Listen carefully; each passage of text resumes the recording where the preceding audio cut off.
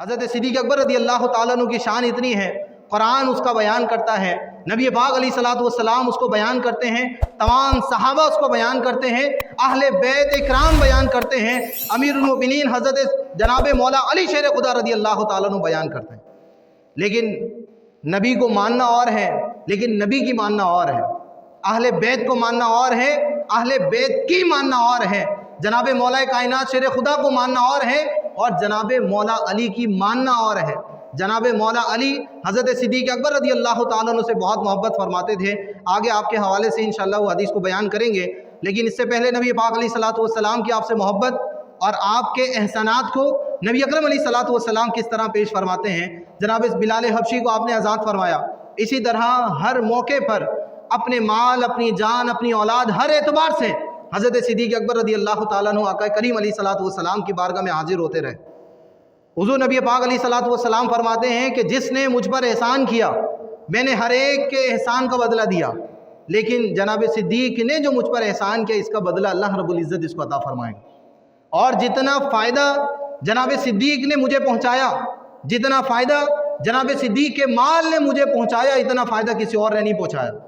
ترمذی شریف کی حدیث ہے، حضور نبی پاک علیہ الصلوۃ والسلام فرماتے ہیں ما نفعنی مال احد قط ما نفعنی مال ابی بکر،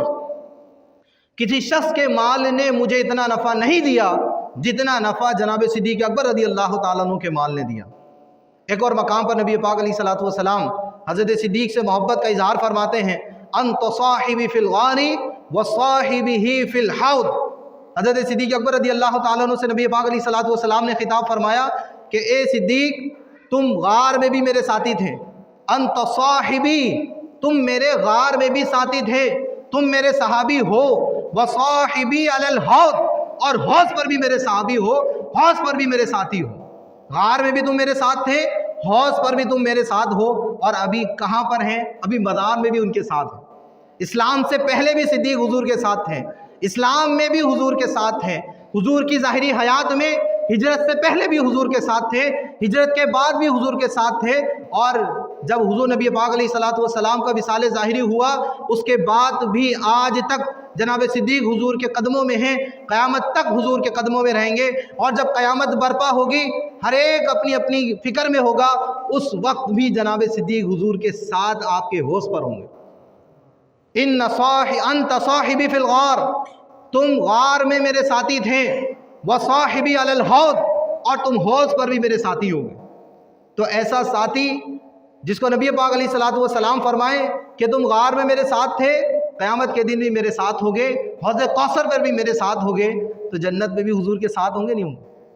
جنت میں حضور کے ساتھ ہوں گے۔ کس شان سے ہوں گے؟ نبی پاک علیہ الصلوۃ والسلام فرماتے ہیں اما انک یا ابا بکر، اما انک یا ابا بکر اول من يدخل الجنت من امتی۔ کیا فرمایا؟ اما انک یا ابا بکر اول من يدخل الجنت من امتی، اے ابو بکر سن لو، میری امت میں سب سے پہلے تم جنت میں داخل ہوگے۔ کون جنت میں داخل ہوں گے؟ حضرت صدیق اکبر رضی اللہ تعالیٰ عنہ کے حوالے سے فرمایا اما انک یا ابا بکر اول من يدخل الجنت من امتی۔ اور ایک مقام پر حضرت عائشہ صدیقہ، حضرت انس رضی اللہ تعالیٰ عنہ نے فرمایا ایک دوسری حدیث میں جس کے بارے میں نبی پاک علیہ الصلوۃ والسلام نے فرمایا، حضرت عائشہ صدیقہ اس کی راوی ہیں کہ حضرت صدیق اکبر رضی اللہ تعالیٰ عنہ حضور کے ساتھ آئے، حضور کے پاس آئے، تو جناب صدیق اکبر رضی اللہ تعالیٰ عنہ کو دیکھ کر حضرت نبی پاک علیہ الصلوۃ والسلام نے بہت ہی پیارے کلمات ارشاد فرمائے، فرمایا انت عتیق اللہ من النار، کہ اللہ تعالیٰ نے تجھے جہنم سے آزادی عطا فرما دی، اللہ تعالیٰ نے تجھے جہنم سے آزادی عطا فرماتی ہے۔ تو حضرت عائشہ صدیقہ رضی اللہ تعالیٰ عنہ فرماتی ہیں کہ اس دن سے میرے والد کا نام بھی عتیق ہو گیا، اس دن سے میرے والد کا نام کیا ہو گیا؟ عتیق ہو گیا، کہ اللہ تعالیٰ نے آپ کو جہنم سے آزادی عطا فرما دی ہے۔ اور نبی پاک علیہ الصلوۃ والسلام نے اپنی امت سے خطاب کیا، اپنی امت کو یہ پیغام دیا، قیامت تک آنے والے لوگوں کو یہ بتایا کہ حضرت صدیق اکبر رضی اللہ تعالیٰ عنہ کی محبت ان پر واجب ہے، ان کا شکر ادا کرنا امت پر واجب ہے کہ یہ وہ محسن ہیں جو نبی پاک علیہ الصلوۃ والسلام کے ساتھ رہیں، روز اول سے لے کر ابھی تک نبی پاک علیہ الصلوۃ والسلام کے ساتھ ہیں اور میدان محشر میں بھی حضور کے ساتھ ہوں گے، جنت میں بھی حضور کے ساتھ ہوں گے۔ تو نبی پاک علیہ الصلوۃ والسلام نے فرمایا ہر ایک کا بدلہ میں نے ادا کر دیا، لیکن صدیق کا بدلہ اللہ تعالیٰ عطا فرمائے گا، اور جو جنت میں داخل ہونے والے ہیں ان تمام میں جناب صدیق سب سے پہلے جنت میں داخل ہونے والے ہیں۔ آپ نے فرمایا حب ابی بکر و شکرہ واجب علی کل امتی۔ حضرت انس رضی اللہ تعالیٰ عنہ اس کے راوی ہیں، کیا فرمایا؟ حب ابی بکر، ابو بکر کی محبت، و شکرہ، اور ابو بکر کا شکر ادا کرنا، واجب ہے، کس پر؟ علی امتی، میری امت پر واجب ہے۔ اب جو نبی پاک علیہ الصلوۃ والسلام کی امت میں ہے، جو مانتا ہے کہ وہ نبی پاک علیہ الصلوۃ والسلام کا امتی ہے، جس نے نبی پاک علیہ الصلوۃ والسلام کا کلمہ پڑھا ہے، تو اسے نبی کی ماننا لازم ہے۔ نبی کو ماننے کے ساتھ ساتھ نبی کی ماننا لازم ہے۔ کوئی ایسا مومن نہیں ہو سکتا جس کے دل میں حضرت ابو بکر صدیق کا بغض ہو۔ اللہ رب العزت کے حبیب نے کیا فرمایا؟ حب ابی بکر، ابو بکر کی محبت، و شکرہ واجب، اور ابو بکر کا شکر ادا کرنا واجب ہے، علی امتی، میری امت پر۔ تو جو نبی پاک علیہ الصلوۃ والسلام کے امتی ہونے کا دم بھرتے ہیں، امتی ہونے کا دعویٰ کرتے ہیں، ان پر لازم ہے کہ وہ جناب صدیق اکبر رضی اللہ تعالیٰ عنہ سے محبت کریں، آپ کی شان کو بیان کریں، آپ کے مرتبے کو بیان کریں، آپ کی فضیلت کو بیان کریں۔ ارے جس کی فضیلت اللہ رب العزت بیان کر رہا ہو، جس کی فضیلت نبی پاک علیہ الصلوۃ والسلام کی زبان مبارک سے جاری ہو، کیا اس کی فضیلت بیان کرنے سے اہل بیت کی شان گھٹ سکتی ہے؟ کبھی نہیں گھٹ سکتی ہے۔ حضرت صدیق اکبر رضی اللہ تعالیٰ عنہ کی جتنی عظمت بیان کی جائے گی، اہل بیت کی شان گھٹے گی نہیں، اہل بیت کی شان بڑھے گی، اہل بیت کی شان بڑھے گی۔ یہ جو دو مقابل فرد نہیں ہے